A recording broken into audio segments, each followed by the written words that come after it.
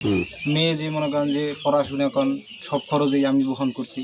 আমার ফ্যামিলি খুবই দরিদ্র, তারপরেও আমি ওর পাশে থাকছি সব সময়, ঠিক আছে, যাতে আমরা মনে করেন ভালো একটা জীবনই করতে পারি। পরে আমি কোনোভাবেই হারাইতে চাই না, যার কারণে আমার মনে করেন সর্বোচ্চ দিয়ে ওরে মনে করেন যে এত দূরে আমি নিয়ে আসছি। এখন ও নার্সিং জব পাইয়া এখন আমার হঠাৎ করে আমার চিন্তা। শেষ পর্যন্ত জয় হলো একনিষ্ঠ ভালোবাসার। 4 দিনের অনাহার, রোদ বৃষ্টি আর হাজারো জল্পনা কল্পনার অবসান ঘটিয়ে অবশেষে নিজের প্রিয়তমা স্ত্রীকে নিয়ে ঘরে ফিরলেন বিশ্বজিৎ পাত্র। মাদারীপুরের ডাসারের আলিশাকান্দি গ্রামে শনিবার রাত 11:30টায় যখন বিশ্বজিতের হাত ধরলেন স্ত্রী অনুশীলা বারৈ, তখন সেখানে তৈরি হয় এক আবেগঘন পরিবেশ। যে বিচ্ছেদ আর ডিভোর্স লেটার নিয়ে 4 দিন ধরে টানাপোড়েন চলছিল, সেই জটিলতা কাটিয়ে স্বামী স্ত্রীর হাসি মুখ দেখে স্বস্তির নিঃশ্বাস ফেলছে এলাকাবাসী। এই গল্পের শুরুটা আজ থেকে 14 বছর আগে। দীর্ঘ 10 বছরের প্রেম আর 4 বছরের সংসার জীবনে বিশ্বজিৎ ছিলেন অনুশীলার ছায়ার মতো।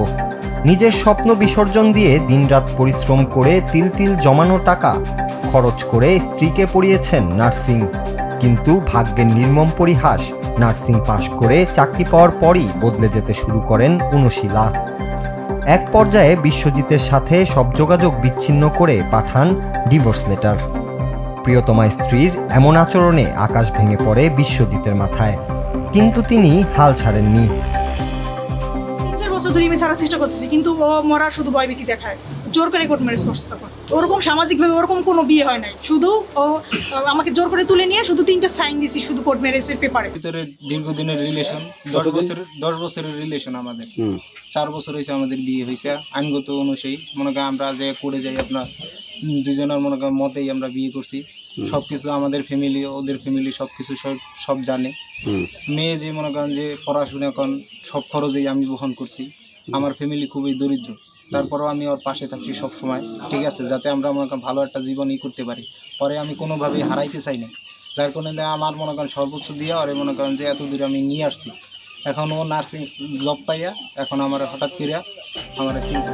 নিজের অধিকার আর হারানো ভালোবাসাকে ফিরে পেতে 1 সপ্তাহ আগে স্ত্রী ছাড়াই তার বাড়িতে হানা দেন বিশ্বজিৎ। কিন্তু সেখানে ঠাঁই না পেয়ে শুরু করেন আমরণ অনশন।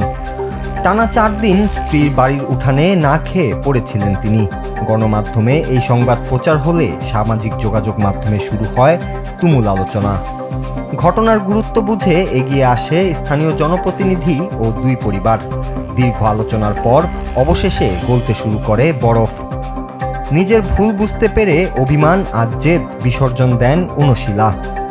সব বিতর্কের ইতি টেনে অনুশীলা যখন বিশ্বজিতের হাত ধরেন, তখন যেন প্রমাণ হলো সততা থাকলে ভালোবাসা কোনো বাধাই মানে না। বিশ্বজিৎ আবেগ আপ্লুত হয়ে বলেন, ওকে নিয়ে ঘরে ফিরতে পারাই আমার জীবনের সবচেয়ে বড় পাওয়া, সবাই আমাদের জন্য দোয়া করবেন।